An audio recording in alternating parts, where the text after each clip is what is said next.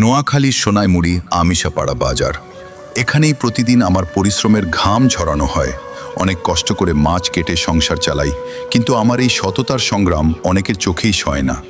আশপাশে যারা আছো, যারা আমাকে নিয়ে অনেক সমালোচনা করছো, ঘৃণা করছো, তোমাদেরকে বলছি, তোমাদের দেওয়া সেই আঘাতের কথাগুলো আমার প্রতিটি রক্তবিন্দুতে জমা আছে।